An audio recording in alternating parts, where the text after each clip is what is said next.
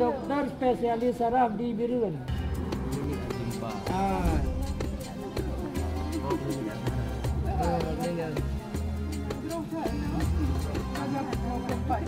Pasien cek, tapi ya biar cek ya.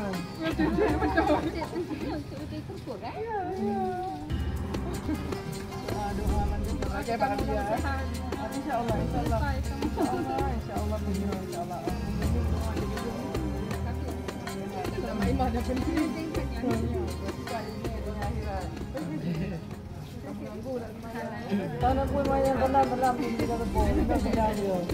Memang juga ngabia. Nak tolong salam itu. Salam tak aja ya. Ini mana cek cek.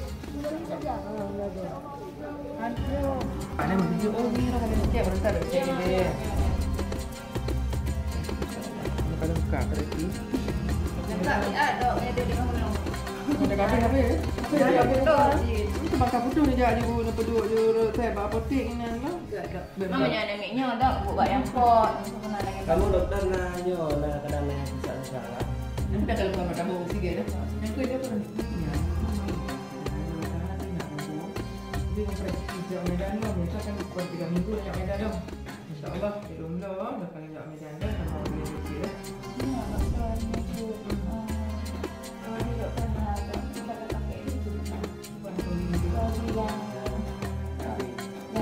Yang kadang-kadang kena bangunan doktor kan? Kadang-kadang sedang labang, ada lah tinggi sini orang. Tempat dah puduk-puduk, bak-bak, sharing anak.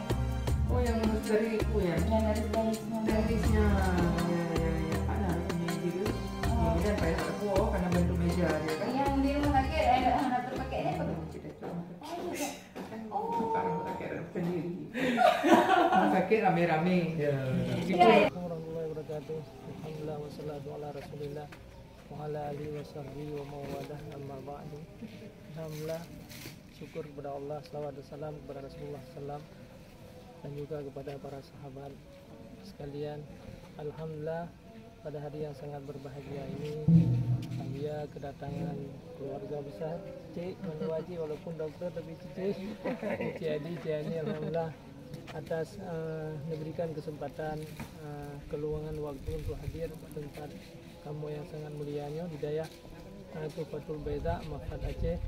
Alhamdulillah atas kehadiran beliau memberikan kebaikan-kebaikan yang terbesar bagi kami. Yang pertama juga beliau untuk melihat para jamaah-jamaah suluk yang ada di tempat kita selama bulan suci Ramadan, dan juga ada sedikit banyaknya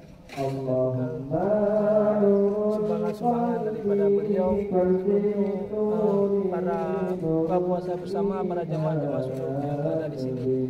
Mudah-mudahan atas kebaikan yang besar ini kami tidak bisa membalasnya selain daripada Allah Subhanahu wa taala, dan kami sangat memohon kepada Allah agar Allah berikan kepada beliau kesehatan, Allah berikan limpahan rezeki oleh Allah Subhanahu wa taala, dan mudah-mudahan Allah berikan segala hajat dan cita-cita beliau, dan senantiasa kita memohon kepada Allah agar apa yang beliau berikan kepada kita, pandangan daripada beliau, mudah-mudahan kita bisa melaksanakan amanah yang besar ini. Mohon doa akan dibaca kepada kami pada depan-depan di sini.